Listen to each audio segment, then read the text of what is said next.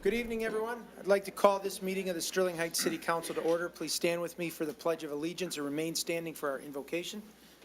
I pledge allegiance to the flag of the United States of America and to the republic for which it stands, one nation, under God, indivisible, with liberty and justice for all.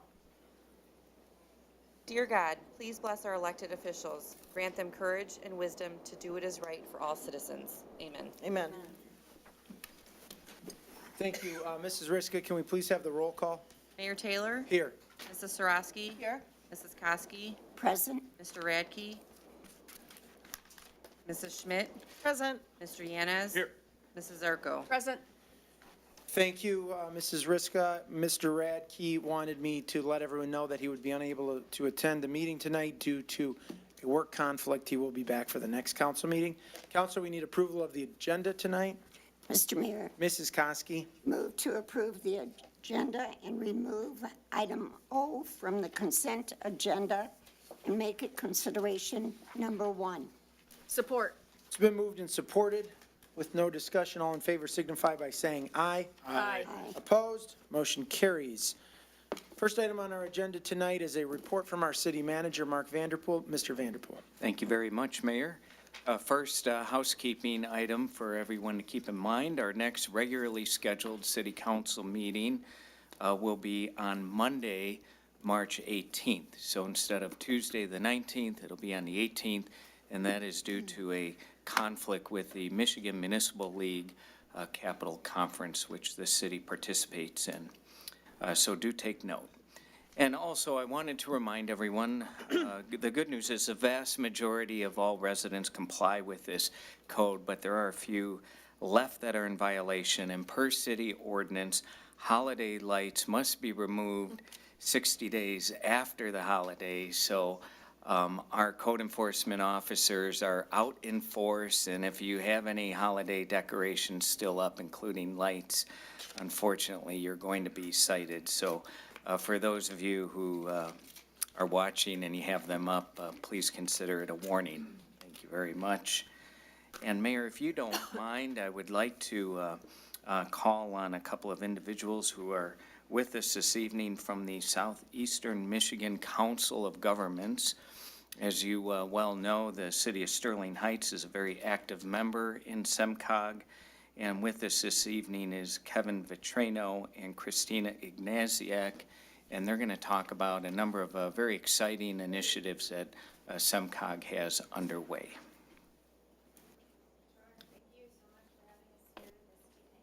I'm Christina Ignatiuk. I'm here with my colleague Kevin Vitrino.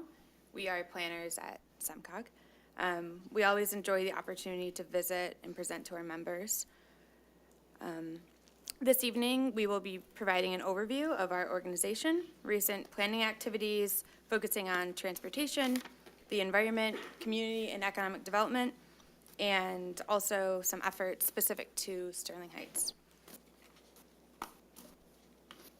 So presented on the screen is our membership map. We serve the 7 counties of Southeast Michigan. Current members are shaded on this map, as well as intermediate school districts and community colleges. Our funding is provided by member dues, which match federal and state grants and pay for all of the work that we do, including data and analysis, planning, technical assistance to improve our region and to implement local plans. At SEMCOG, Sterling Heights delegate is Mayor Taylor, and his alternative is Mark Vanderpool. So you all are the ones who vote on behalf of the community.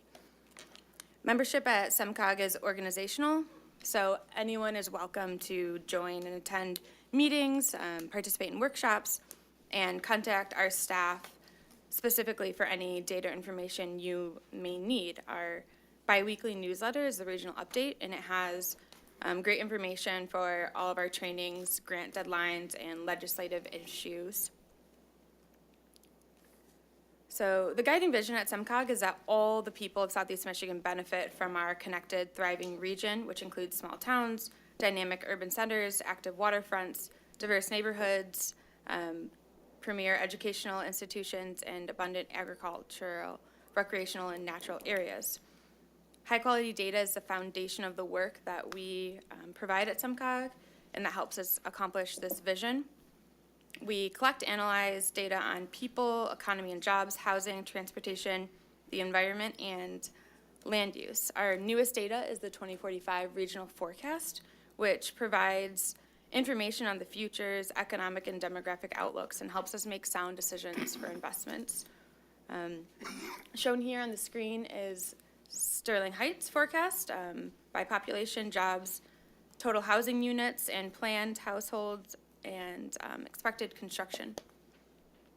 So data is the foundation of everything that we do, like I said, and what our region looks like in the future is changing from right now. We're becoming older, and there's going to be less school-age population. So this dynamic impacts how communities plan for the future and how we will be providing services to meet the needs of our residents. At the same time, we will have fewer prime-age working people than the jobs that are available. All of this information in detail is provided on our website. Stephanie Taylor is one of our staff persons who can guide you in the right direction to get the information you need for any project. So SEMCOG has several regional plans such as traffic safety, bicycle and pedestrian travel, green infrastructure, economic development, water resources, and our newest plan, which is the 2045 Regional Transportation Plan for Southeast Michigan. The 2045 Regional Transportation Plan charts the course of maintaining and improving our regional transportation system into the future. It is what makes us eligible for $1 billion in transportation funding annually. The plan explains SEMCOG's role in transportation planning, connecting to other plans, impacts on the economy, environment, and policies and actions to make this all come to fruition. It is implemented through a smaller range transportation improvement programs. This chart here shows an example of the breakdown that Sterling Heights received in 2017 and how projects are implemented. You can see here a majority of dollars are spent on road preservation. That is true for most communities across the region. And as we're all aware and excited about, the Mound Road is going to experience a significant transformation. Macomb County is the recipient of the Rebuilding America or INFRA grant, and SEMCOG committees have been working really hard to approve a special amendment for this project to obligate funding and begin work as soon as possible. This project is over $217 million, and the goal is to begin construction in 2020. So not only does this project have immense impact on the city of Sterling Heights and Macomb County, it is a regional and nationally significant, as it's one of the most important manufacturing and employment centers. Other key components of this project include enhanced freight movement, advanced technology, and improved safety. I'm going to hand it over to my colleague, Kevin, now. Thank you. Thanks, Christina. I want to spend a little bit of time talking about some of the plans that we do at SEMCOG and how we're implementing those plans, not only in Sterling Heights, but throughout the region. As Christina mentioned, safety is one of the major things that we look at, traffic safety in the region. Our pedestrian and bicycle planning, specifically related to safety, is a key component. Our safety plan benchmarks traffic crashes, identifies problem areas. It also includes specific strategies to address those challenges. To assist local efforts, SEMCOG analyzes and shares crash data in usable and easy to understand formats with communities. For example, our crash location map shown on the screen includes all crashes that have occurred in the region over the last 5 years, as well as key factors, including distracted driving, alcohol, young driver, as well as pedestrian crashes. This information is available at the local community level as well. Shown here are all the crashes in the city over the last 5 years, zoomed into the M53, Mound Road, and 18-mile area. Each dot you see on the screen has information linked to it. Shown here is a fatal crash that occurred on Mound Road near 18.5 mile. Each dot has linked also to crash reports that are available at the state police. One of our main safety concerns is crashes involving pedestrian and bicyclists. While these crashes make up less than 2% of all traffic crashes in the region, they account for over 28% of all fatalities.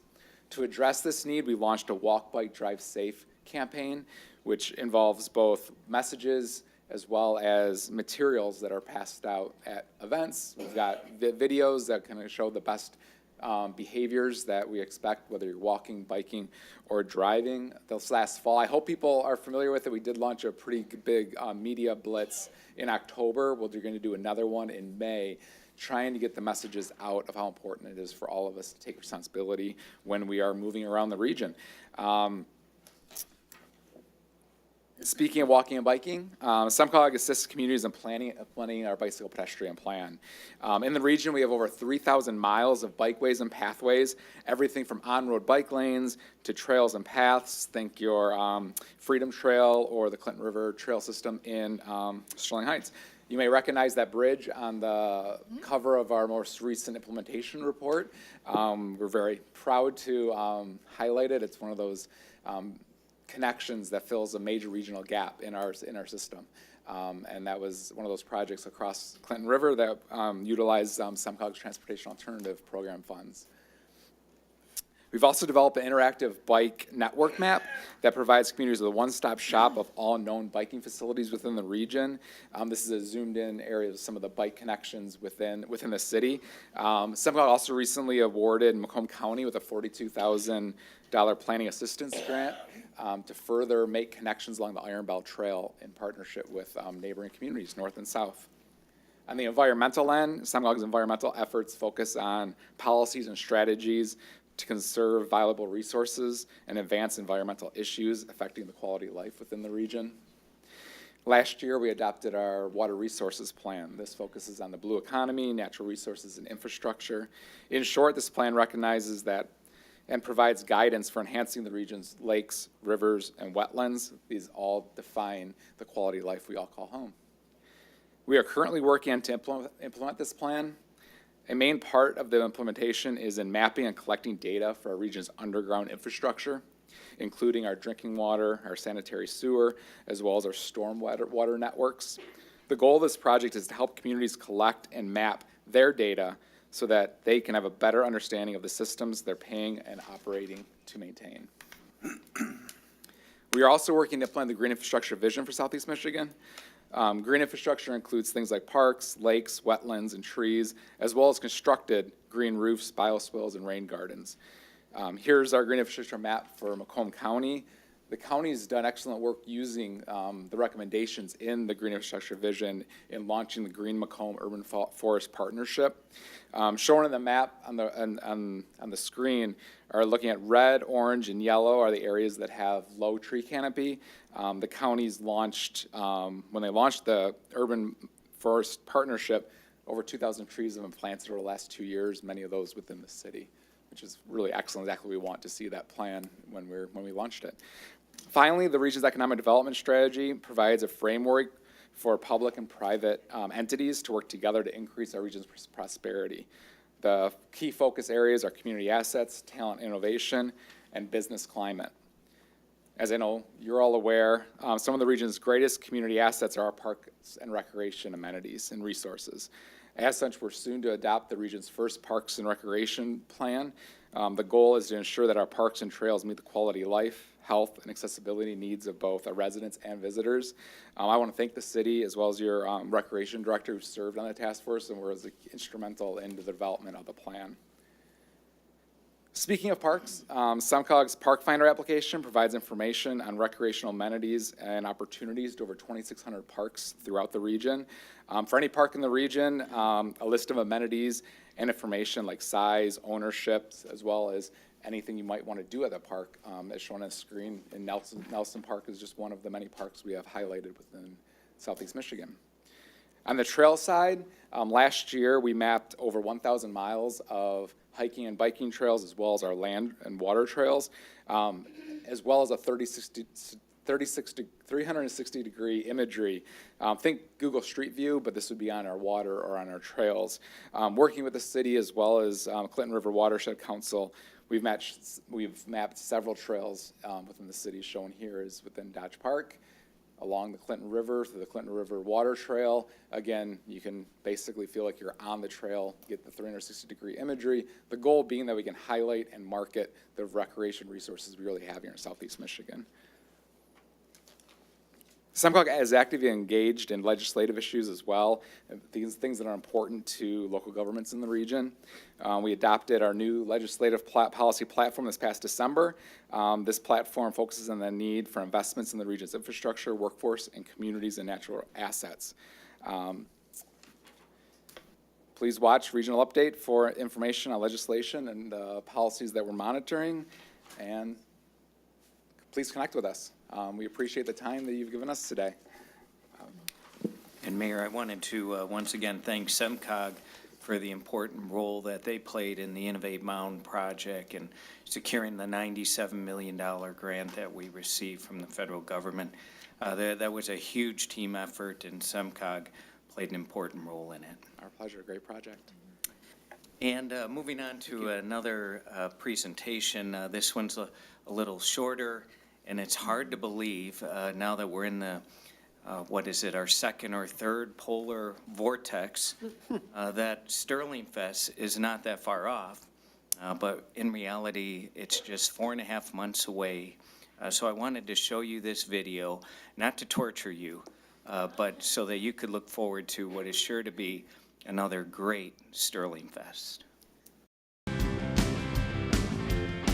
Sterling Fest, the City of Sterling Heights' well-loved art and music fair, returns this year on July 25th, 26th, and 27th. And we're thrilled to announce this year's incredible headlining acts. On Thursday, July 25th, the Mega 80s return to Dodge Park's main stage as the headliner to kick off the weekend of fun. This ultimate tribute to the 1980s puts on a high-energy performance that has won them numerous regional awards. On Friday night, the world-renowned pop rock band Sugar Ray will fly into Sterling Fest. Sugar Ray's breakthrough hit song, Fly, put them on the map in 1997 and led them to sell more than 8 million albums.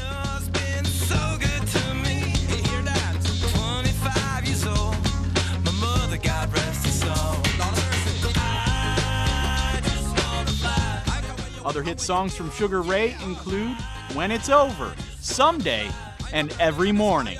Sugar Ray's success rocketed singer Mark McGrath to pop star status as the band has appeared numerous times on The Tonight Show, The Late Show with David Letterman, Carson Daly, and The Today Show's Summer Concert Series. Mark McGrath was also a co-host of the pop culture newscast Extra for a number of years and has appeared on Celebrity Apprentice, American Idol, and Celebrity Big Brother. In addition, McGrath has made guest appearances on the hit television dramas Las Vegas, North Shore, The Neighbors, The Office, Law & Order's SVU, and The Drew Carey Show. Mark McGrath will bring his music talents and star power to Sterling Fest on Friday, July 26th.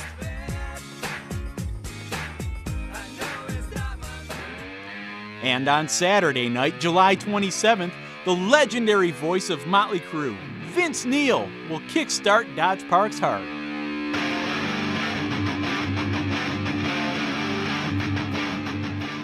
Vince Neil's unmistakable voice leads some of the greatest rock songs of all time, including Wild Side, Shout at the Devil, Home Sweet Home, Girls, Girls, Girls, Dr. Feelgood, Kickstart My Heart, Same Old Situation, and many more. Vince Neil will be performing only the hits from Motley Crue's epic 34-year run, which includes countless multi-platinum releases, more than 22 hit singles, 100 million albums sold, and dozens of global tours with sold-out arenas, inclusive of some of the largest venues in the world. 2019 also sees the debut of the Netflix movie The Dirt, based on the New York Times best-selling autobiography, co-written by Vince Neil. Remember, Sterling Fest is July 25th, 26th, and 27th, with all Dodge Park Amphitheater concerts beginning at 7 p.m. and are free to the public. This year's going to be arguably the biggest and most talented packed year yet. Don't miss it. The weather forecast is sunny all 3 days and in the upper 70s. New to Sterling Fest this year, will also be fireworks. So look forward to hearing much more about our firework display. And Mayor, that concludes my report this evening. All right, thank you very much, Mr. Vanderpool. The next item on our agenda tonight is a presentation, and this is to adopt a resolution designating March 6th, 2019 as Black Balloon Day in the city of Sterling Heights. We have a presentation from our Police Lieutenant, Mario Bastinelli. Lieutenant Bastinelli.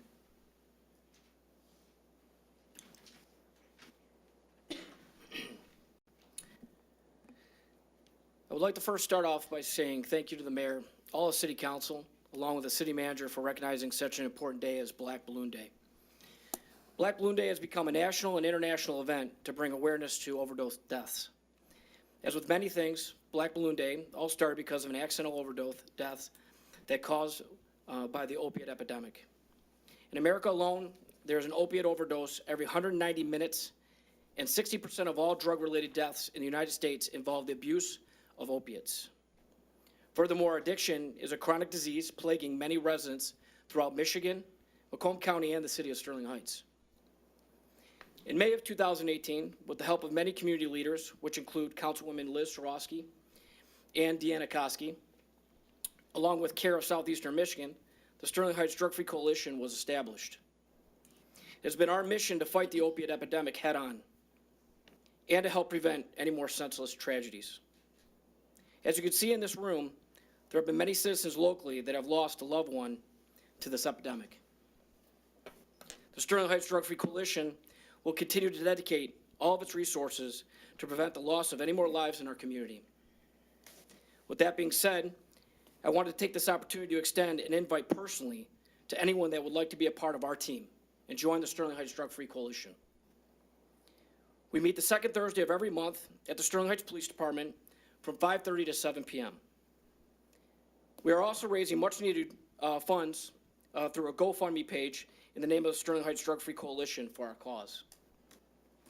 We've also provided black balloons outside the lobby here, if anyone would like to take any, to support Black Balloon Day and if you've lost a loved one. Now, as I stated, there have been many lives in our community that have been affected by this epidemic. I would like to introduce Linda Taylor, who would like to tell you her story and the tragic loss of her daughter. Please welcome Linda Taylor.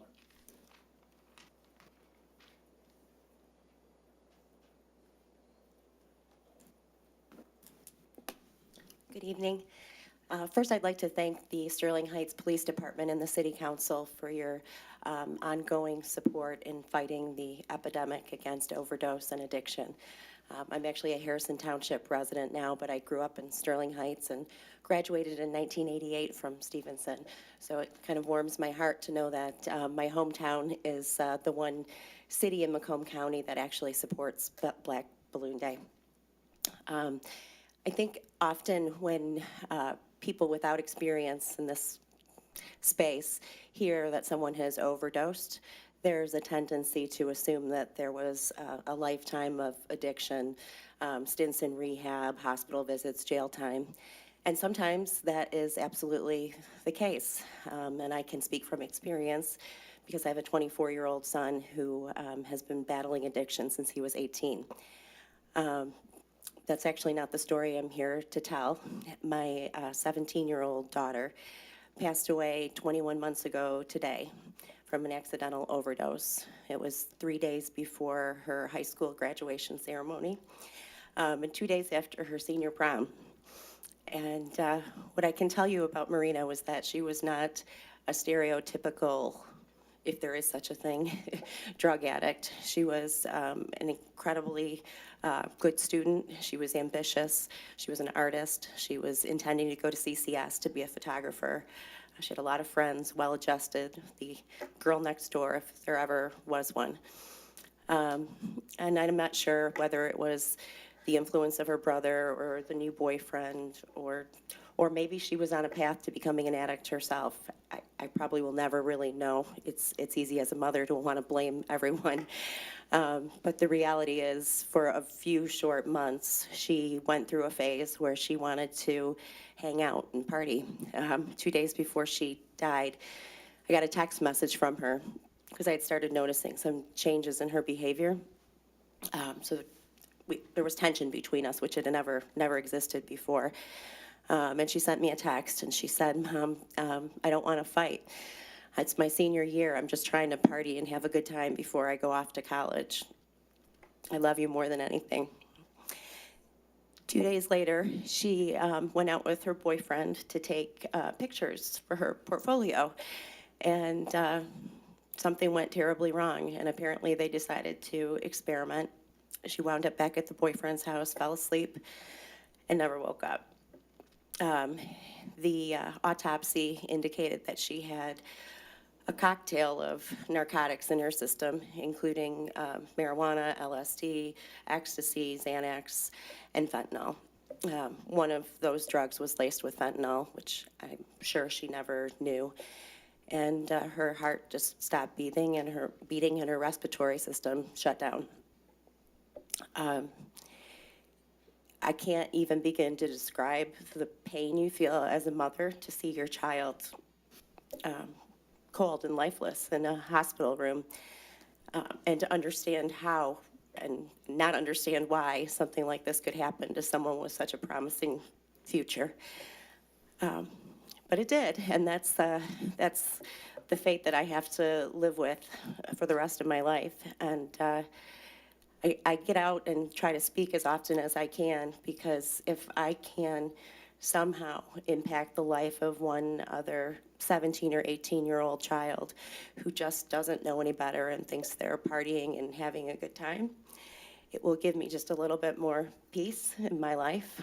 And if I can encourage parents to speak with their children and be aware of the dangers and the signs and the symptoms of things like this, again, will give me peace. And along the way, try to get organizations like CARE and FAN and government organizations to support ongoing addicts with programs and love and kindness versus punishment and negativity. I might be able to save my son, who also gives me hope because of FAN and organizations like CARE. He went to South Carolina to a long-term recovery program for 4 months. He's been home a week, so 4.5 months sober. And he's got to survive because I couldn't do it if he wasn't here. So I just want to thank you again for recognizing this day and understanding the pain that a lot of us are dealing with. It's really much appreciated. Thanks. Thank you.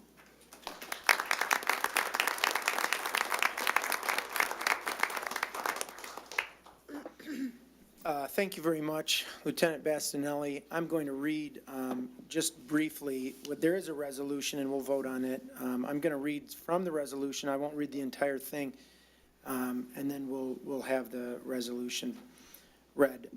Black Balloon Day is an annual event, national event aimed at raising awareness of overdose deaths and reducing the stigma of drug-related deaths throughout the country. Addiction is a chronic disease plaguing many residents throughout the state of Michigan and Macomb County and the city of Sterling Heights.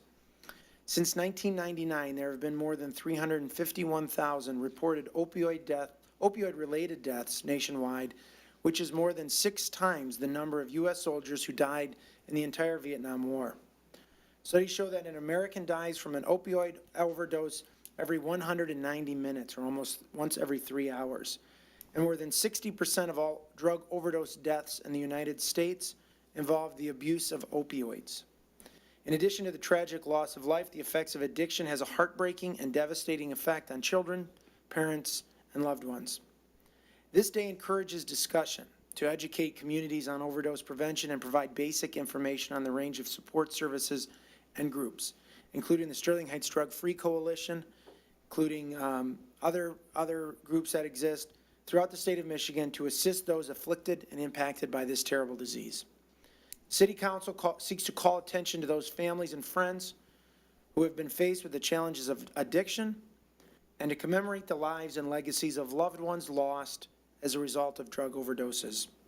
City of Sterling Heights endeavors to do its part to foster constructive discussion to combat this disease, disseminate information about resources available to those suffering from drug addiction and to advocate for increased resources to address this crisis. Council, there is a suggested action. Is there anyone who'd like to make that resolution? Mayor Taylor. Mrs. Sarowski.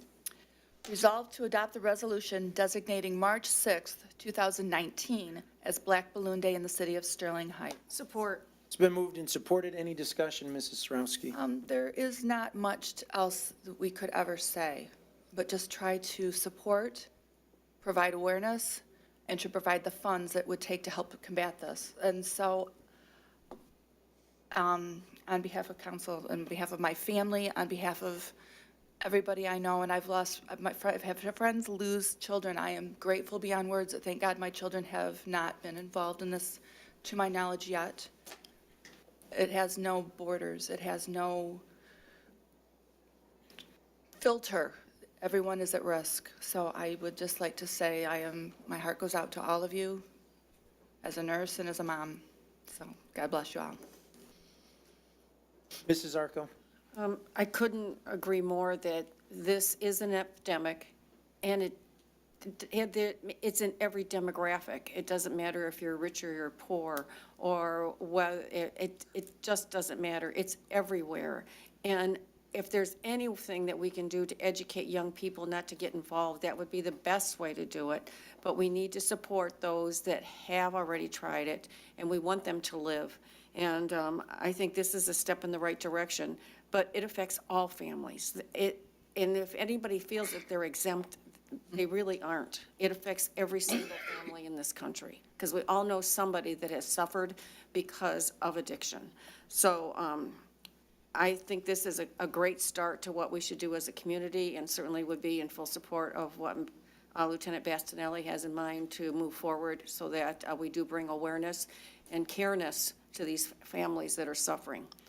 So that's all I have to say. Thank you, Mrs. Arco. Council, anyone else? Mr. Mayor, Mrs. Koski. I would also like to add to invite anyone that would like to attend the meetings. Again, they're the second Thursday of every month, 5:30 at the police station. If you can, please come and join the group. Thank you. Thank you, Mrs. Koski. Anyone else, Council? Well, I want to thank all of you for being here today for this ceremony. It's a somber ceremony, but it's obviously very important. I want to particularly thank Linda Taylor for your courage in coming up and speaking as you did. Your message is compelling, and it's something that everyone needs to hear. Everyone from my young children to people that are elderly as well. We know that this doesn't just impact young people, old people. It impacts everyone in between as well. And so we thank you for your courage and bravery in being here and showing solidarity with one another in this very important issue. The loss of life here is tragic, and it doesn't just, as you can see, for every one person who dies, there are dozens and dozens more who are impacted and changed forever. So anything that we as the city can do to help in this fight, we are standing ready to do it. So thank you, Chief, and thank you, Lieutenant Bastinelli, for your leadership and for all of the community organizations that have been partners in this, all the way to the hospitals who are educating doctors about responsible prescriptions, to coaches. And as I said in our ceremony before, 5 years ago, we would have these discussions, and coaches and doctors and trainers and parents were just in complete denial. And so while the problem still exists, we're getting close to the point where we're all on the same page and we can say, yeah, we're going to fight this now together. So events like this tonight, I think, help go a long way towards solving this crisis. So thank you to all the people here who have lost a loved one for your bravery and courage. I can't say it enough. Thank you. Council, with no further discussion, all those in favor, please signify by saying aye. Aye. Opposed? Motion carries. And if we could give one more big round of applause for everyone here for their courage.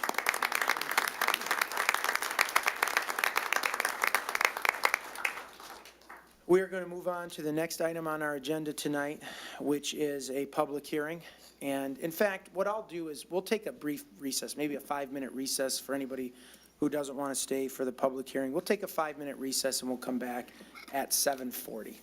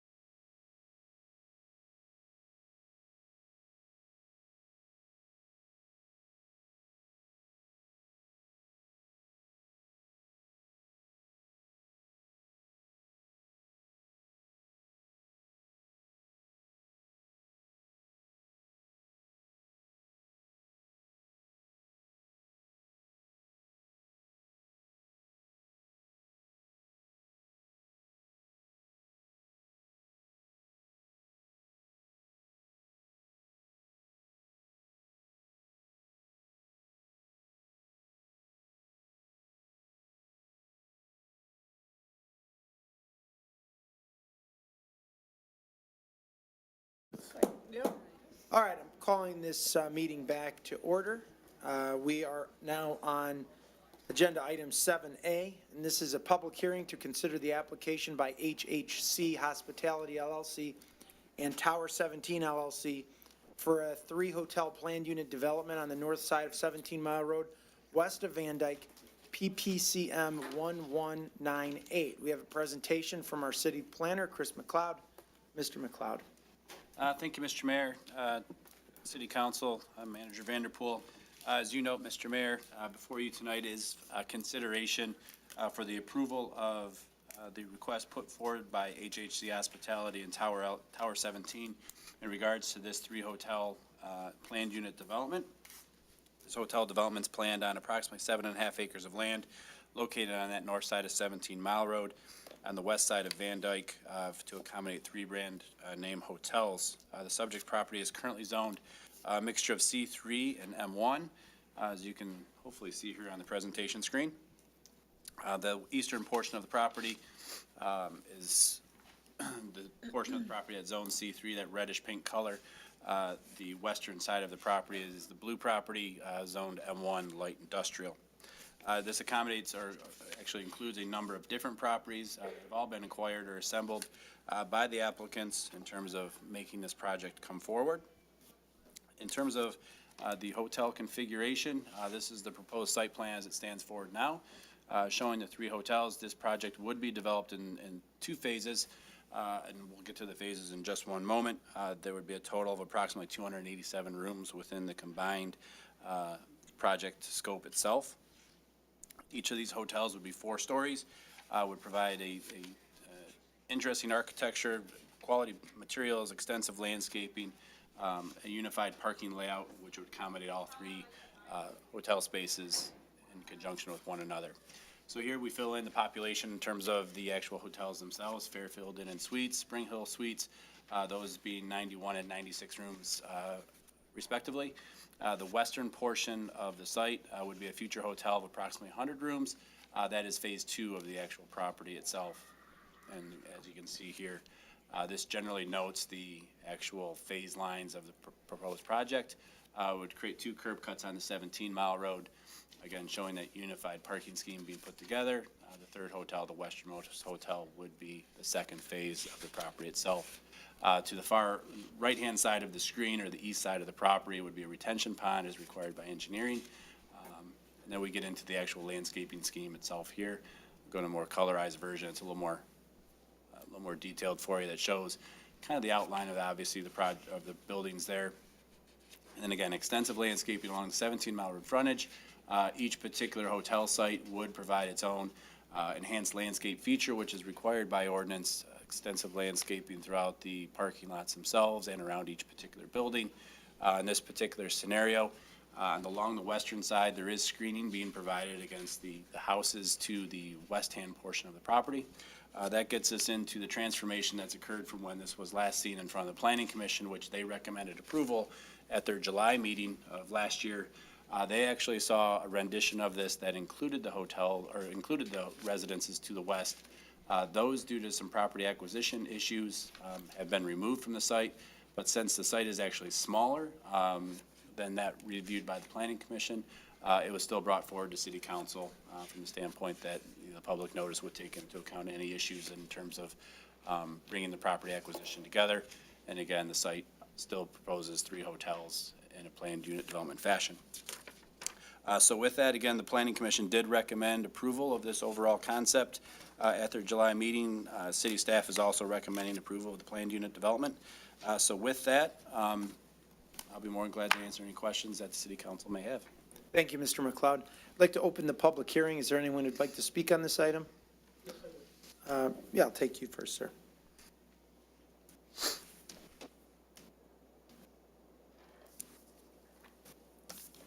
Good evening, Paul Backus, 7439 17 Mile Road.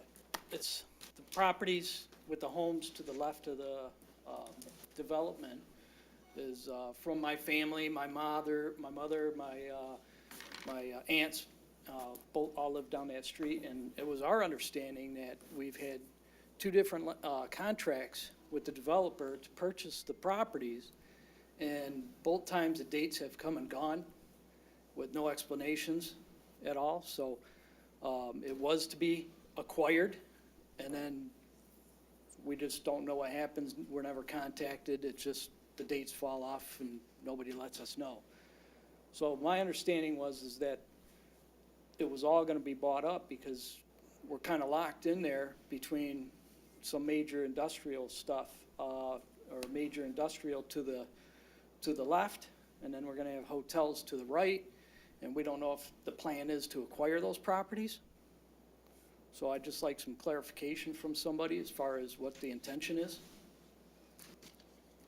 So I don't know if the developers would like to respond. Okay, what we'll do is we'll take questions and comments from everybody in the public hearing, and then we won't respond until everybody's had a chance to talk. And then when we close the public hearing, Mr. McLeod or anyone else can weigh in on that. Very good. Okay? Thank you. Thank you. Anyone else on this item? Mr. Marshall-Owens?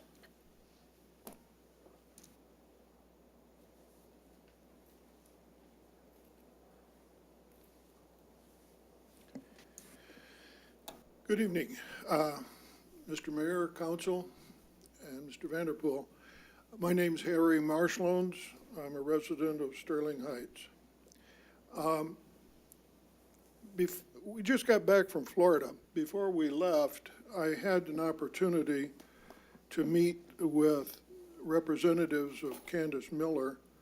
Mr. Brian Baker was one, we all know him, and the engineers who do all the planning for water control and water treatment.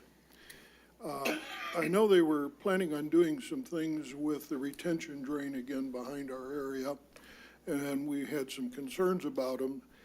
So I sent them quite a long list of things, and Candace Miller was kind enough to set up a meeting with me and all her engineering staff. And we went through all of this stuff, and it has to do with this. This is why I'm talking about this now. I'm not talking about the retention drain. That's out of it, but that's another discussion that I'll be getting back with her and her people. The thing that she brought up and the engineers brought up, and the big concern they have is something that Mr. Hackle is involved in also, and that is the amount of sediment and nitrogen that's going into Lake St. Clair. And we talked about ways of controlling that and some of the things that are adversely affecting it.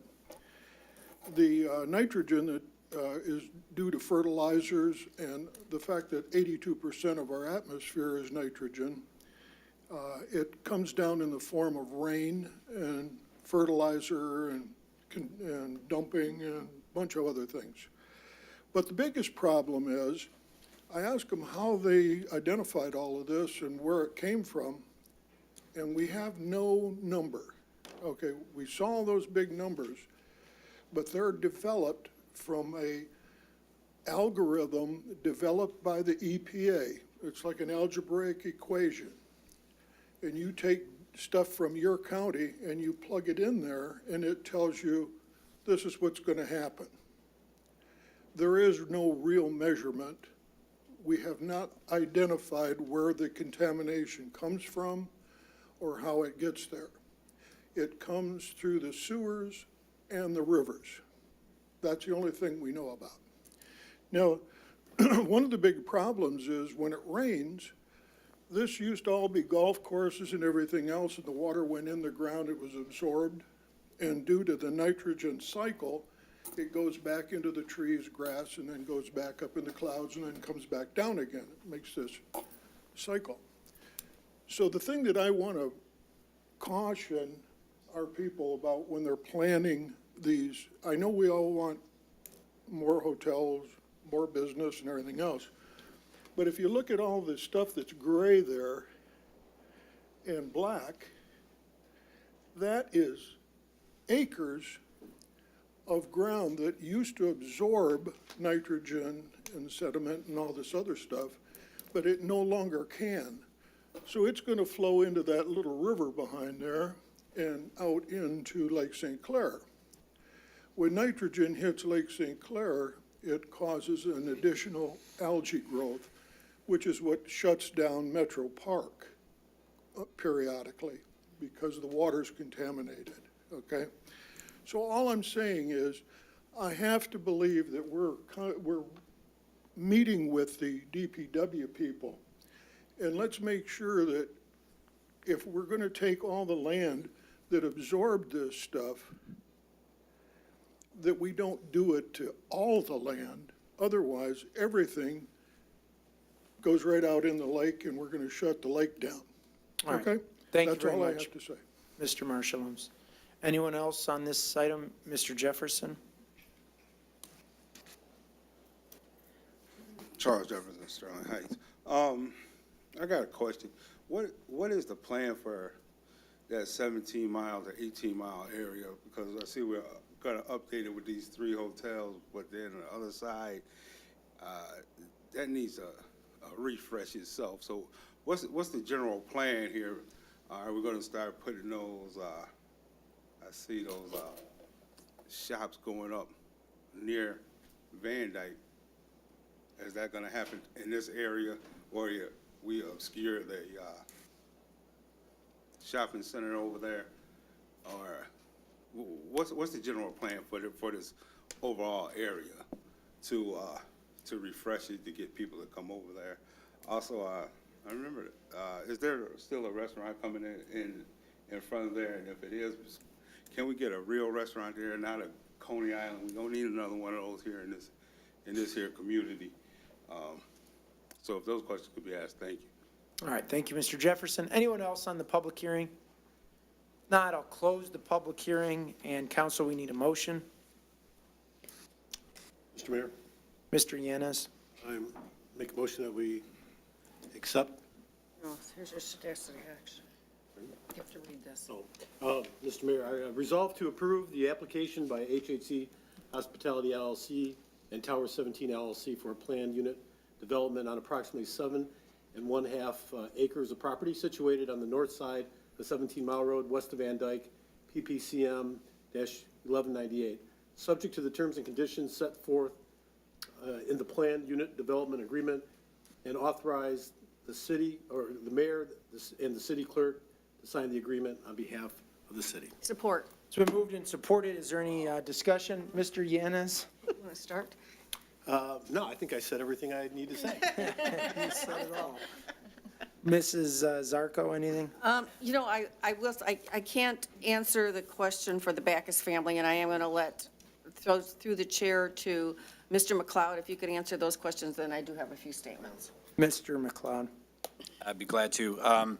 So in terms of the properties to the west, unfortunately, for whatever reasons, privately, the terms of trying to bring the property those house properties into the planned unit development project just didn't happen.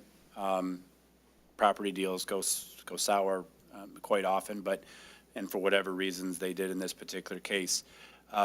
Ideally, the city, I think, would welcome the opportunity to potentially bring those properties back into this PUD and potentially amend that third hotel. There has been conversations of that nature.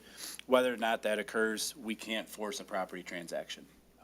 So that's, if it happens, it happens. If it doesn't, then those houses will remain essentially as non-conforming houses. Right now, they are zoned industrial. They would be developed on their own as an industrial property, either collectively or as a multitude of smaller buildings. The other opportunity is that there is vacant property to the west of there that was part of Mitchell Drive. There could be an assemblage of property there where a more conducive site could operate along there as well. So long story short is that we would welcome the opportunity to potentially bring that back in. That would take it going back through the PUD process to do that. But we cannot force a property transaction to occur between two private individuals. Okay, I think you've answered Mr. Backus's questions. First of all, I know that we do need hotels in Sterling Heights. Personally, I have a niece that actually works for a company in Ohio, and she travels here often and will tell me stories about how tough it is to get a hotel room on Van Dyke anymore because the rooms just aren't there. The other thing that I found amusing when I was talking to her yesterday was that I said, well, she does work with SHAP, and I says, well, how do you get into the SHAP building? And she says, well, off 17 Mile by Mitchell Plastics. And I'm thinking, we're already starting to use Mitchell Plastics as a landmark. How do you do things? And this was unsolicited, so I guess we are achieving what we wanted to accomplish there with this industrial site. But I really think that this is a need. I think with the investments that industry and the big three are making in this area, that they will be filled. It's not like, and I'm hoping that phase 3 might welcome more additional space so that maybe those homes eventually could be purchased for that, or the industrial park to the west of them. So I think just being patient might work. So, but I think I'm definitely in favor of this particular project. Thank you. All right, thank you, Mrs. Zarko. Anyone else, council? Mrs. Sarowski. I think that this is a beautiful use of that property. I drive by there pretty much every single day, and it's right by, just half a mile from my home. Glad to see that it's being developed. I think that it will help us improve the other small hotel to the north of it, and hopefully will give it a little bit of encouragement to conform to what we would like to see in our city. So I'm very happy to see this. I'm glad that it is being developed for a nice use. Always sad to see, growing up in farmland, always sad to see green spaces go, but we live in a city. We don't live out in the country anymore, so that's a great use for what we have. Thank you. Thank you, Mrs. Sarowski. Anyone else? Mr. Mayor, Mrs. Koski. through the chair to Mr. McLeod, I'm assuming that you're representing the applicant this evening? Mr. McLeod. No, I'm representing the city tonight. Is the applicant here? He is. Mr. Riddle is here and his partners. Yep. Okay. The way this PUD is laid out, what is the border right now?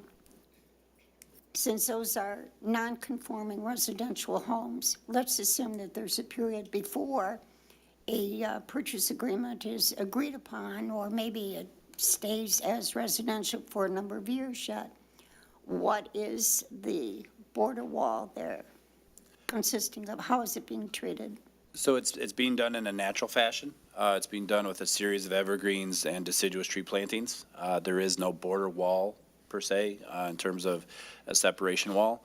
At this particular instance, we felt that a more natural scheme, particularly if the PUD allowed itself to expand westward, to put a wall in at this point, would probably not be best served. It would be best served by doing it with vegetation that ultimately could grow much higher and much more dense than a wall could provide only at 6 feet.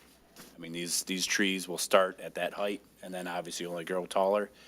So if the houses do remain, ultimately those trees will provide a taller and much softer separation between the two uses. What was the original plan for that parcel? The house parcels? Yeah. So the original plan called for, that was reviewed by the Planning Commission, had a slightly different configuration of the most western hotel. It was a little bit bigger hotel.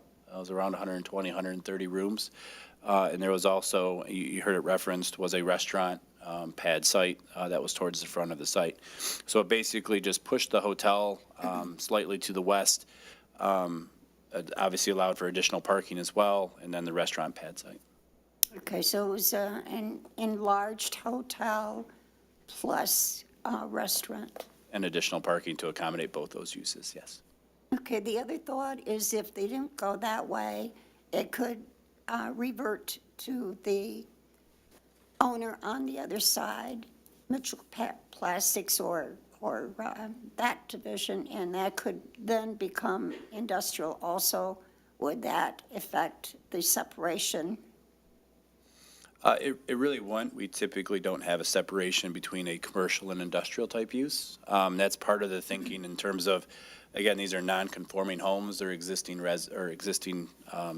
zoned industrial. So this site could either be developed on its own, these houses, I mean, if they were assembled as a single unified industrial site, or again, there could be acquisition to the west, or, so there's really three options still in play, for these particular residential units, but ultimately, if they're developed as industrial, there wouldn't be the necessity to develop any further separation or any further screenings between them. Right now, we're simply providing that vegetation to afford some protection to the houses until such time that they're removed from the site. As a non-conforming use, the ultimate goal of a non-conformity is that they're ultimately removed when their useful purpose is gone.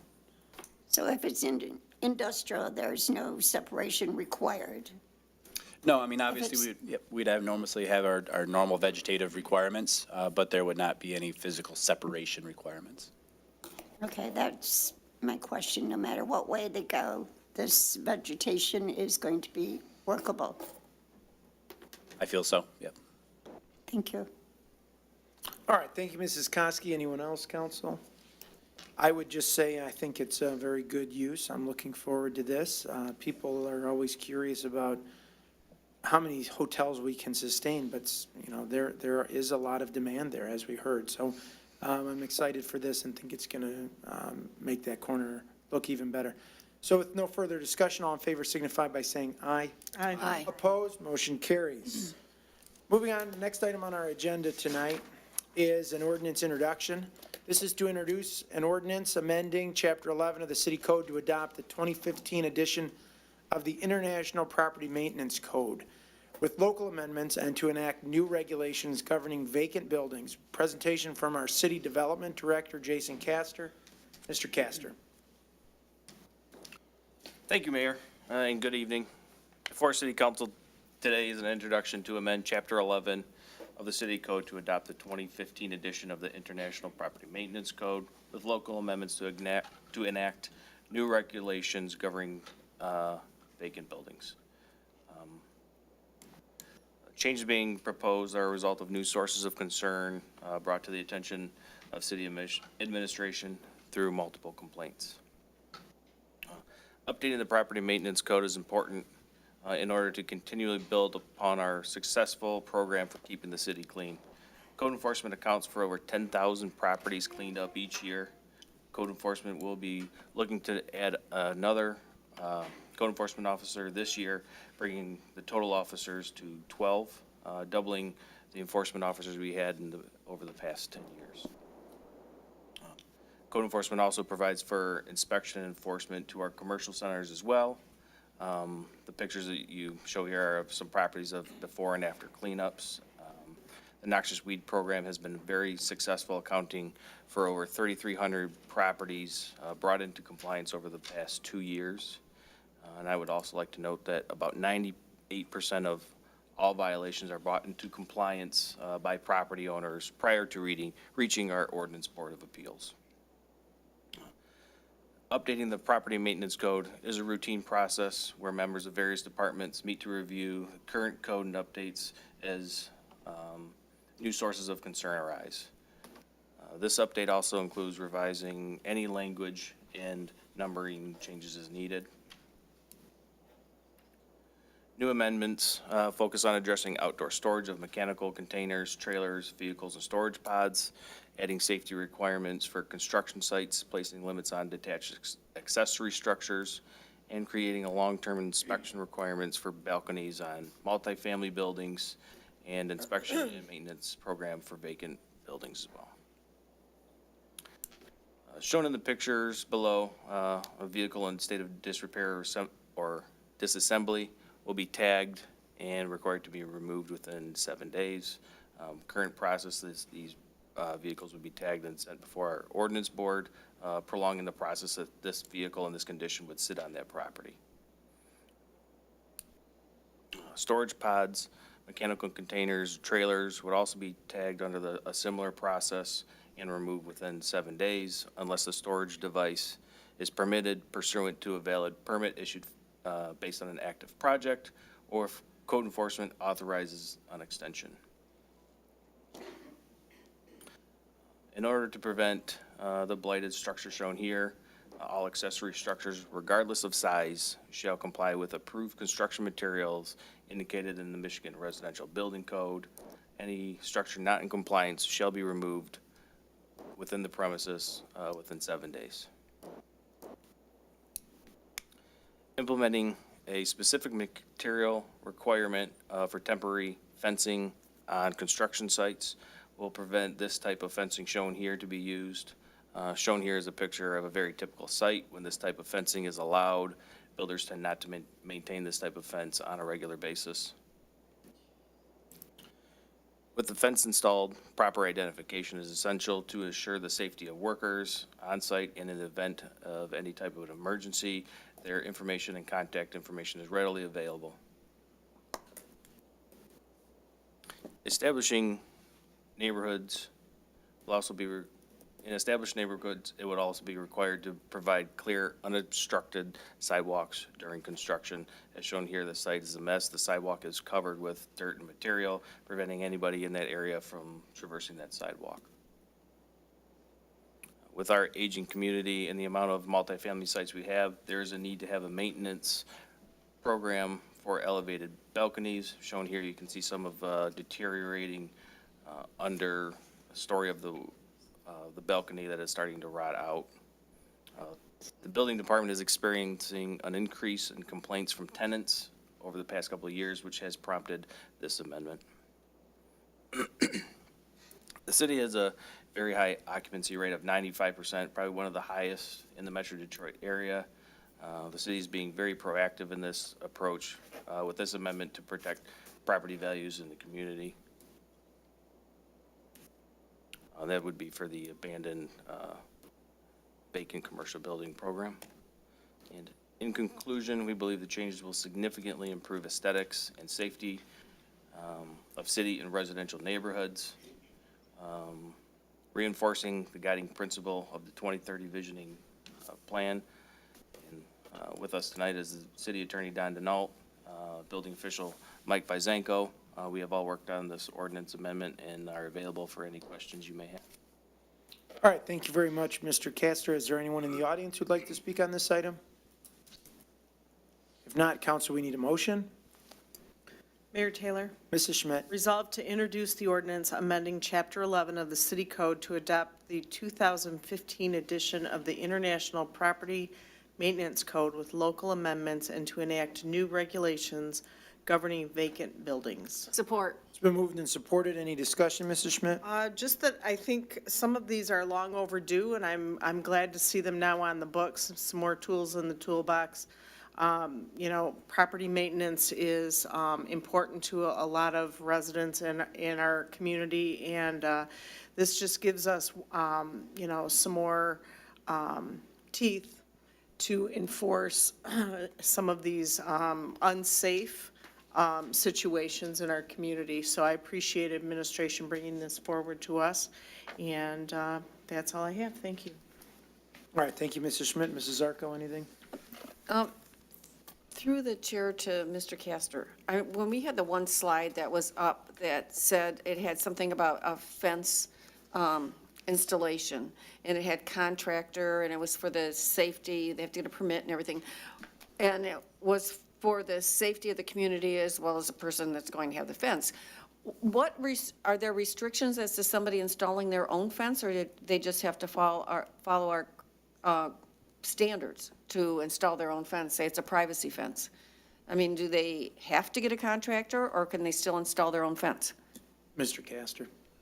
The fence, excuse me, the fence shown in the picture was for a construction site, so it's intended for an active a lot within a developed subdivision, that single lot that's never been built on. When that site is under development, we don't want it to be an attractive nuisance. We want the builder to fence it out so that people walking by want to walk into that site.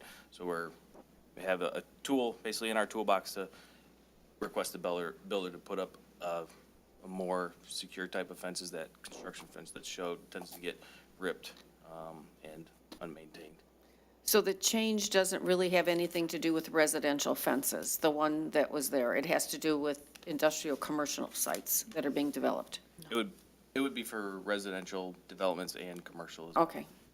All right, thank you. No further questions. Anyone else, council? Mr. Mayor, Mrs. Konski. Through the chair to Mr. Castor, does this amendment address homes that are in foreclosure that are abandoned? Mr. Castor. Because we have had issues where a home has been foreclosed upon, the occupant leaves, it's not winterized, the pipes freeze, the basement floods, and we have not been able to get into them. Are we addressing that in any way as an abandoned home, maybe? Mr. Castor. The improvements here, as it relates to the abandoned building, are I can hardly hear you, I'm sorry. the improvements or the amendments here aren't focusing on the residential type buildings for this amendment, but we do have tools that we have that once we are notified of these properties, that we cite them, we post them with a no occupancy, we get our building inspectors to go out there and visit these sites, occupy these properties so that we can get in there and inspect them to make sure that they are safe before anybody else gets into these properties. So we already have that in place? This does not address it? We have the ability currently to, if one of these houses are brought to our attention, to post it with no occupancy. If a house is frozen pipes or it's not occupiable, we'd be able to post it for no occupancy and require building inspections prior to anybody else getting into that property. Well, the reason I asked is we've had about 3 instances, in my experience, of homes that have been in foreclosure or have been abandoned. They just move out and they don't do anything, and the homes have literally been almost totally destroyed. So I know that it's been very difficult for us to gain occupancy there without going to court. Is that still the procedure? We have not added anything new to aid us in getting into those homes to cause something to be done to winterize it or keep it safe. Yeah, I mean, once we are notified of these properties, there's no way for us to get into that structure without getting a court order or a warrant to get in to actually see what it is. If we are in there for an inspection, we could, so to speak, hold the property. If it's for an inspection-related activity, we could take a picture, bring in the building department at that time if there's a concern. But the ability to get into that property without an administrative warrant, we don't have that ability. Okay, thank you. Mr. Yanis. Thank you, Mr. Mayor. Through the chair to Mr. Castor, it's my understanding that some of the residential grow houses, the marijuana grow houses that we have in the city occasionally will lose power, and they'll bring in a large commercial-sized generator to keep the operation going. Does the current code or this amended code address long-term use of commercial power generators in a residential home? Mr. Castor. Yes, we have opportunities, once we are notified of such a violation, to go out and cite them for using this large commercial-type generator. It'd probably be on a trailer or, stored and placed on their property improperly. We could cite them for that, using this trailer on their property, not on a paved surface, not pulling necessary permits that are required. We could cite them for violations that would be directly related to using that large generator to support their operation. Great, thank you. Council, anyone else? If not, I don't have anything more to add. Thank you for your presentation tonight, Mr. Castor. And all those in favor signify by saying aye. Aye. Opposed? Motion carries. Next item on our agenda tonight is the consent agenda with the omission of item O. Is there anyone in the audience who'd like to speak on any item on the consent agenda? If not, council, we need a motion. Mr. Mayor, Mrs. Koski. move to approve the consent agenda as amended. Support. It's been moved and supported with no discussion. All in favor signify by saying aye. Aye. Opposed? Motion carries. Next item on our agenda tonight is item O, 9O from the consent agenda. This is to adopt a resolution requesting immediate action by the Michigan governor and legislature to restore the level of statutory revenue sharing due Michigan municipalities.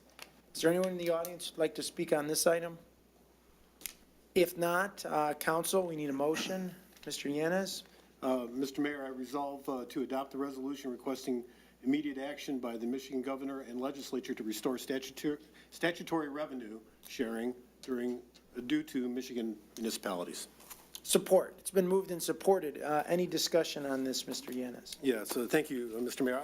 I would like, through the chair, to ask the city manager to address the economic impact of revenue sharing or the lack of revenue sharing to the city of Sterling Heights, and then I have a comment. Okay, Mr. Vanderpool. Thank you, Mayor. I'd be happy to provide some background on this first, just to put it in context. First, revenue sharing actually started many decades ago in the 1920s, believe it or not. In the 1920s, the state wanted to streamline tax collection throughout the state of Michigan. And so they eliminated local taxing options of municipalities across the state. And the state then increased their taxes, sales tax namely, and eliminated those local option taxes. In return, the state promised to hold communities harmless, if you will, and give them the same level of funding they were getting by way of revenue sharing. So thus, revenue sharing started many, many decades ago. And all was going well for quite some time. Cities were getting the amount of revenue sharing that was promised by the state. However, in 2000, the state started to retract from its revenue sharing promise. And ever since 2000, cities have been getting less than what they were guaranteed through revenue sharing. Now, there's two forms of revenue sharing. There's constitutional revenue sharing and there's statutory revenue sharing. The state can't touch the constitutional revenue sharing for obvious reasons. It was approved by the voters in the state constitution. But the state can reduce and increase, if it so chooses, statutory revenue sharing. So since the year 2000, cities across the state have lost from the state via revenue sharing $8.6 billion. $8.6 billion. For the city of Sterling Heights, it amounts to a cumulative amount since the year 2000, $57 million. So, just by way of example, at the peak that we received in revenue sharing, statutory revenue sharing, the peak was in 2003. It was 4.2 million. We're currently getting just under $1 million now. When you look at that cumulatively over the years, that equates to the $57 million. So imagine what Sterling Heights could be doing with the $57 million that was promised by the state had they lived up to that revenue sharing promise. Imagine how much better off communities would be throughout the state if cities had $8.6 billion that the state guaranteed they get through revenue sharing. But just to go back to Sterling Heights in terms of the actual impact to the city, as many of you know, we've had to make significant organizational cuts. Over 185 positions have been eliminated in the organization, and 85 of those are public safety positions. That's a direct result of the loss in revenue sharing. So the resolution before the City Council this evening is a request to the state legislature, now that the governor is releasing her budget, and the House and Senate will have to come up with their own versions, and somehow they'll have to agree on a state budget, that revenue sharing be restored to the levels that the state committed to, and that the state continue to honor the revenue sharing levels. And Mayor, if I could point out, although not directly related, in today's Detroit News, there was an article that highlighted the other side of the equation. In addition to revenue sharing losses, cities have lost hundreds of millions of dollars in taxable taxable values that result in a loss of revenue also. In the Detroit News article, it mentioned a number of cities, including Sterling Heights, where our taxable value today is $1 billion less than what it was in 2008.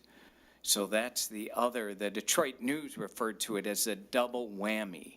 Not only are cities losing on revenue sharing, but they're losing on taxable value decreases.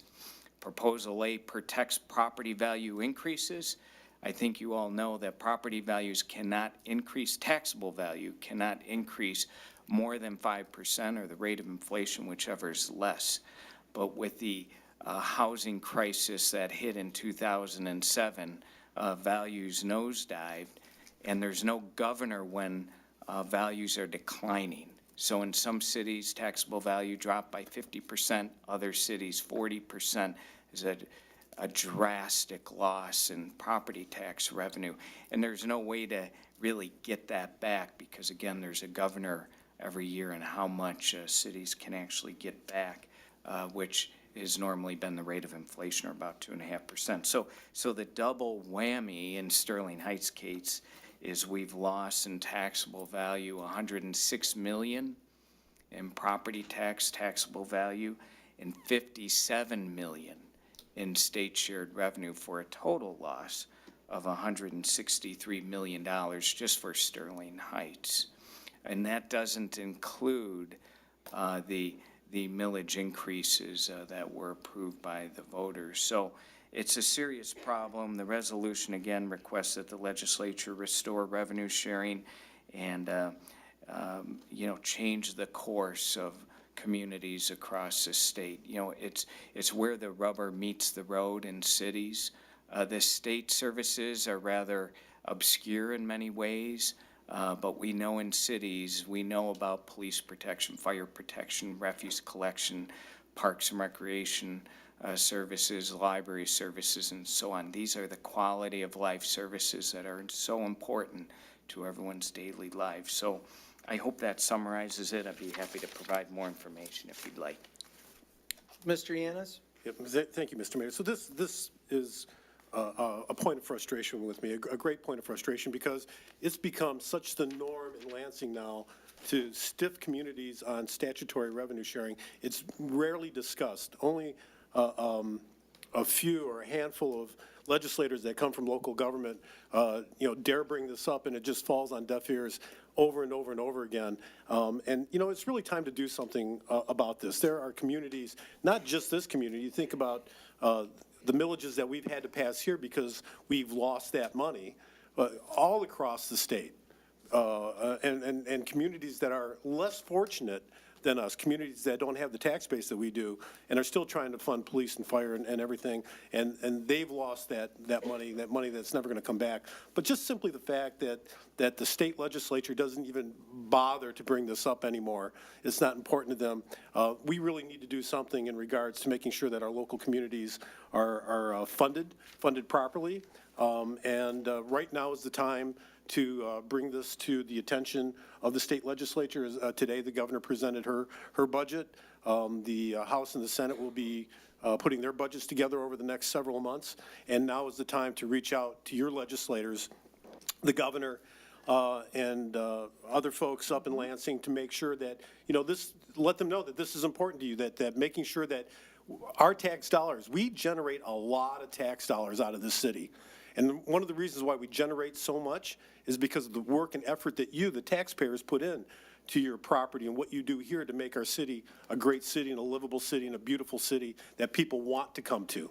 We have a huge tax base here, and we send all that money out to Lansing, not to mention Washington as well, but that's a different story. But we send a lot of money out of this community that either doesn't come back or we have to go hat in hand begging for it. Look at what they had to do just to get the money to fix Mound Road. This is an outrage, folks. Like I said, this is a backdoor tax, and we need to do something about it at the local level. So I hope everyone takes heed with this resolution, reaches out to your all three of our state officials, the governor. I would also include the 4 caucus leaders and the 2 appropriations chairs, the House and Senate appropriation chair, and let them know. They'll pay attention to a letter. They'll let them know that this is important, and we got it. The state has got to start sending that money back to the local municipalities. Thank you. Thank you, Mr. Yanez. Anyone else on this item? Council, anyone have anything left to say after Henry? Mrs. Zarko. Oh, I couldn't agree with Henry more, but how does it, I guess, and this is just a statement, not really a question, but how does it feel to sit on the other side of this when you're the one that's saying, we need this money to come back? And I know that you always did your part as trying to getting our just dollars. But this has been I think, I've talked about this before. I guess I don't understand where people come here and they sit and they listen to our meetings. They pay attention to the budget. They tell us that we're spending too much money in some place and not enough in another. And they watch every single penny that this council spends. It watches every penny that comes into this city. But it doesn't bother you that money that you voted on in Proposal 8 to come back to this city, it's not happening. You voted for that. You wanted it to happen, and the state isn't doing anything about it. They're not honoring your vote.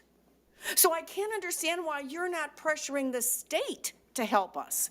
I mean, we've done this. We do the resolutions. We meet up in Lansing. We talk about this, but it's been going on far too long, and we really do need to do something about bringing this back. You know, we talk about cities that aren't as fortunate as we are.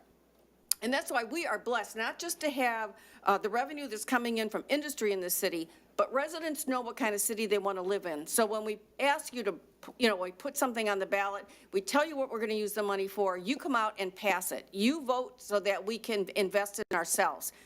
And that's huge. Other communities aren't as lucky as we are. If you remember some of the cities that had emergency managers appointed to actually take over their city government for a period of time, those cities, some of them, the smaller ones, might have been able to stay above float if they had been getting the revenue share that they were entitled to. The state put them in distress. The state has been balancing their budget on your backs, my back, every taxpayer's back in this state. They have been balancing their budget on our backs and doing nothing about it, not giving us what we're entitled to, what we voted to get back, and I think it really does have to stop. And the only other thing I can think about is if there is an easy way for our residents to somehow have a link right to those representatives so that they don't have to go and look for them. If we provided something on our website so that you could voice your opinion, or we could have a standard statement that you agree with, that you just sign your name to and send it to our representatives, I think would be very helpful. But I'm glad we're doing this. It's long overdue. And I think that in some respects, when we talk about how we have to fund the pension funds and our liabilities, this is money that could help us do that. And I think we need to do something. I don't know what else to say, but I want people to get involved and to be just as irate as we are, because as we try to come up with this money so that we have a great city, we're being cheated on what is rightfully ours. Nothing further. All right, thank you, Mrs. Zarko. Anyone else on this item? Anyone else? No, I think that was very well said and passionate by both my colleagues, Mr. Yanez and Mrs. Zarko, is that it's not an issue that's talked about very much, that this money that we're generating here in the community goes off to Lansing and then they just kind of do with it as they please. It has a real impact on our city, and hopefully they'll look at this and maybe do something differently with the new administration there. But I'm not terribly optimistic, but I am hopeful that we can, if we get sustained pressure on our state representatives and senators and elected officials in Lansing, we can maybe make some progress. So with no further discussion, all in favor signify by saying aye. Aye. Opposed? Motion carries. That concludes that portion of our agenda. We'll move on to communications from citizens. Is there anyone who'd like to speak on any item not on tonight's agenda? Mr. Marshall-Owens?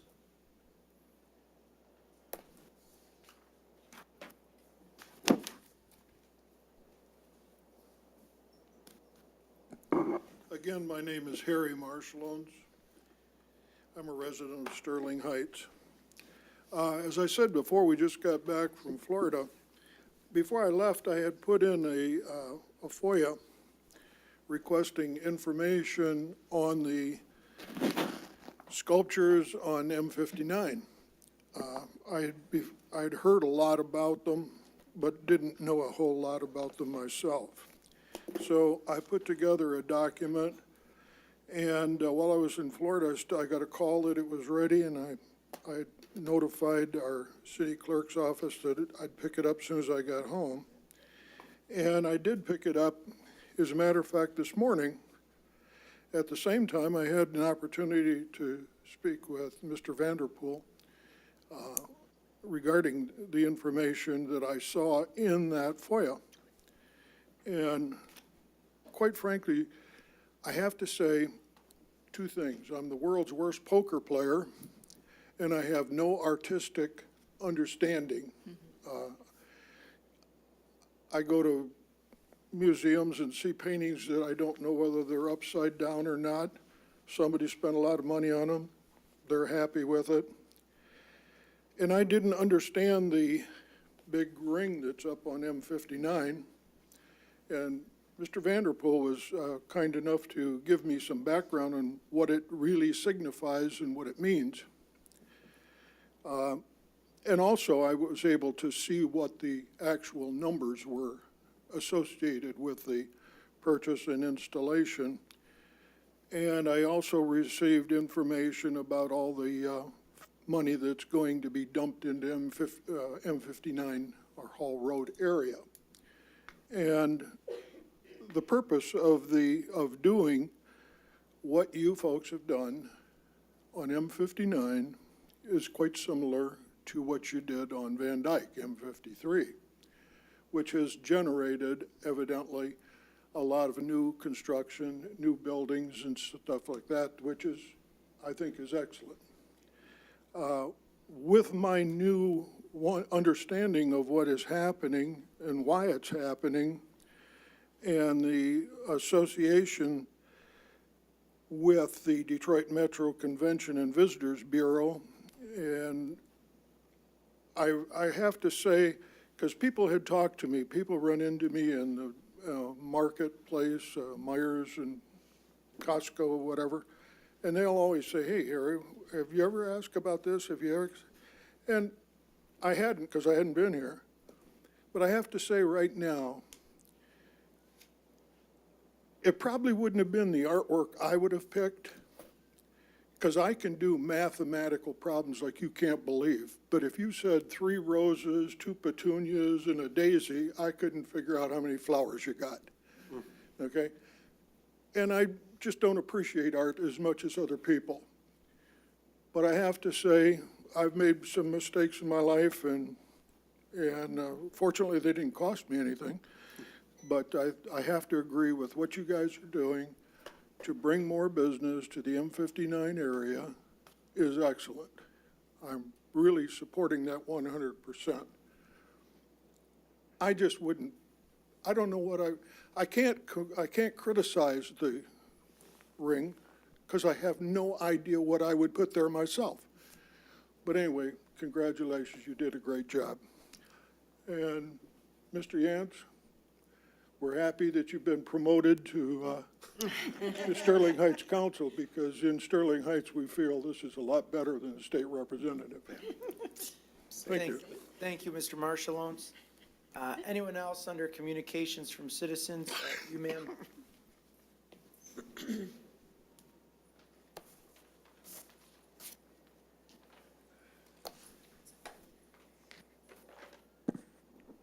Hi, my name is Mickey Pease, and I live in Sterling Heights. This past week, I got the notice from Pet Data that it's time to renew my dog's license. I called them up because in the time that I paid for the last license and now, my dog has been turned into a service dog. So I called them and I asked them what paperwork I needed to send them to show that she's a service dog. They asked me a couple of questions. They asked me what she does, and I explained that she is a psychiatric service dog. I have very bad anxiety attacks, and she helps regulate my breathing when I'm having one. They informed me that the only waiver they have for a service dog is for the service dog that leads someone somewhere or goes and gets something for someone. I thought this was an oversight, and I pointed out to them that psychiatric service dogs are actually listed in the Americans with Disability Act. I printed up the service dog, or the part about service animals in the Americans with Disabilities Act. I only made 5 copies. I didn't know how many people were on the city council. And basically, I'm asking that you include all types of service animals in the waiver, not just the kind that can go and get something for someone or lead them across the street, because dogs can do a lot more than that. That was all. Okay. If you guys want. You can give that to the clerk, and then she'll give it to us, and she can make appropriate copies for people who can't get one. And she'll leave your name and number with her, and the clerk will follow up with you and make sure if there's anything we can do to change that. We'll definitely look into it, okay? Anyone else under communications from citizens? Mr. Jefferson?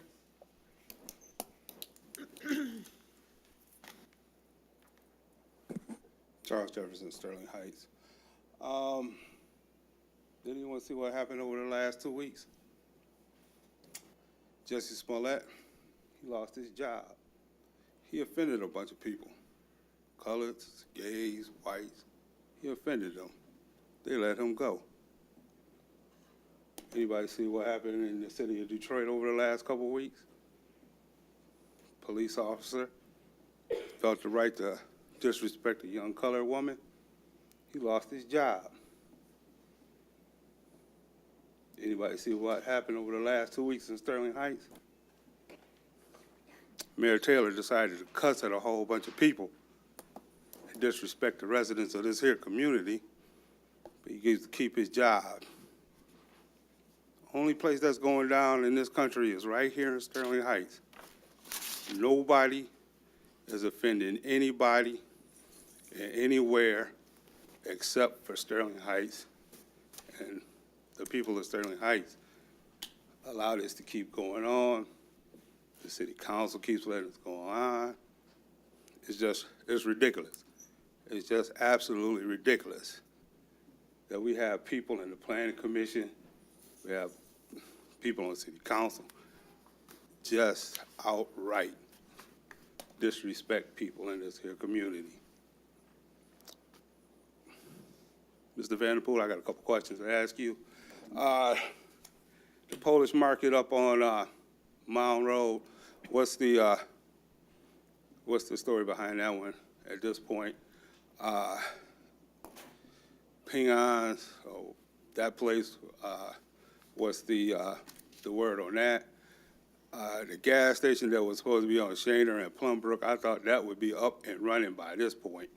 What's behind that one? I'd like to commend the DPW. Over the last time we met, we've had a great deal of winter, and they've done a bang-up job of clearing the streets, salting, and trying to get things so people can move around. So I'd like to commend them on the job that they have done. Mr. Henry Yanez and Ms. Yarko, when you put that ring up, it's hard to get people to fight for you. I always say it's hard to wave shiny stuff in people's face and ask them to pay for the tore up stuff. It's a hard job. You guys begging the people to go out and yell at their state representatives to give us the revenues back when you you put that stuff up there on Hall Road. Mr. Merchant might like it or not. Some people don't like it. Like I said, it's hard to wave shiny stuff at people and then ask them to pay for the tore up stuff. Thank you. All right, thank you, Mr. Jefferson. Anyone else? Mrs. Early?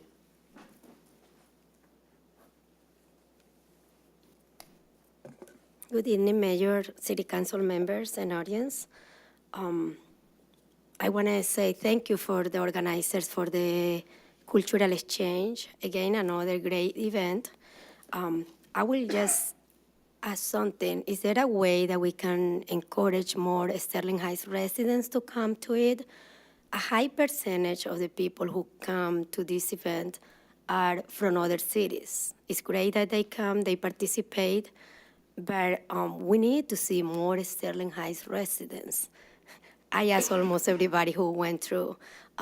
So again, maybe something to incentivize our own residents to come will be great. Maybe to start thinking we have 1 year ahead to think about it. The other thing that I wanted to talk is to encourage the residents to call the governor's office and to call the state reps and senators to say no to the new proposal from Governor Whitner.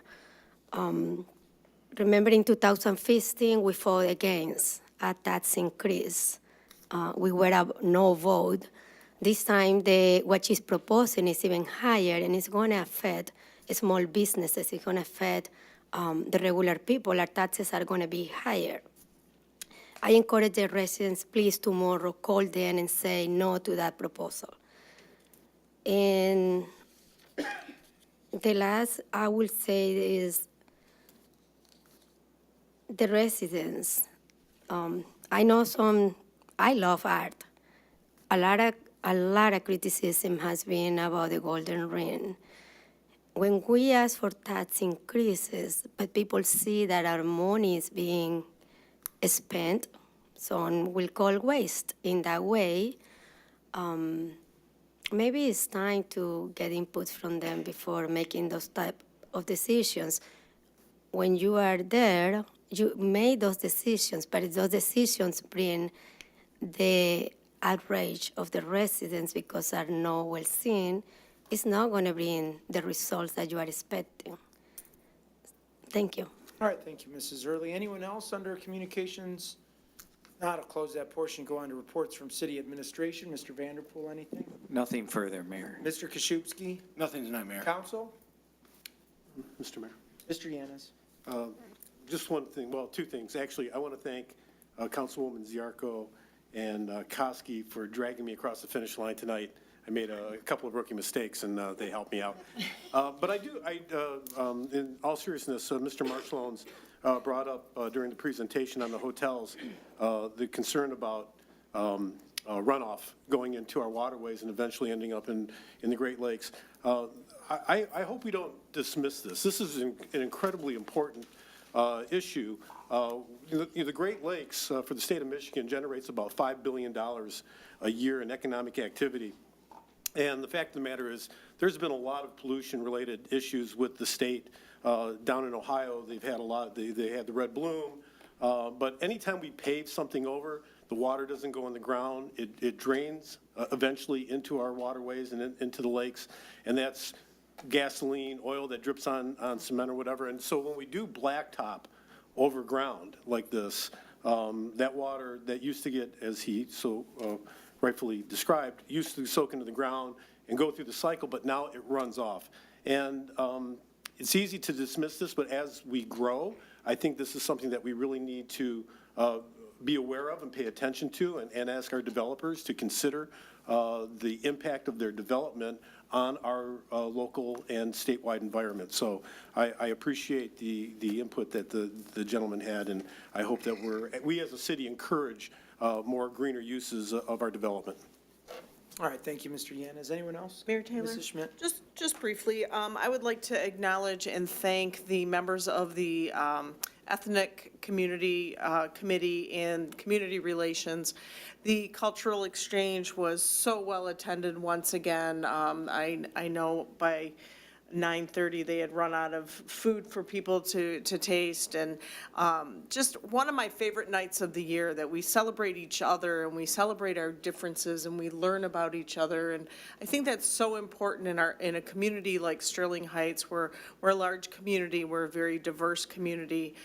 It takes the fear away, so to speak, because we don't understand each other. So when you go to events like this, it gives you the opportunity to kind of erase some of that myth or mystery behind different cultures, and the beautiful costumes and dances, and I just can't say enough about it. It's one of my favorite nights of the year. So I thank them. They did an awesome job once again, always. And also, briefly, I noticed that Consumers Energy put sidewalks in on Red Run and Moravian. And that is there's a bad turn there, a curve there, and so I was really happy to see that they are doing improvements in that field. They've been doing a lot of replacing of stuff over there. So I was really excited to see that they have sidewalks, because there are kids that live in those townhomes down there that walk to Sterling Heights High School by school of choice. So I was happy to see that. So I have nothing further. All right, thank you, Mrs. Schmidt. Anyone else? If not, council, I would entertain a motion to adjourn. So moved. Support. It's been moved and supported with no discussion. All in favor signify by saying aye. Aye. Opposed? Motion carries. This meeting is adjourned. Thank you.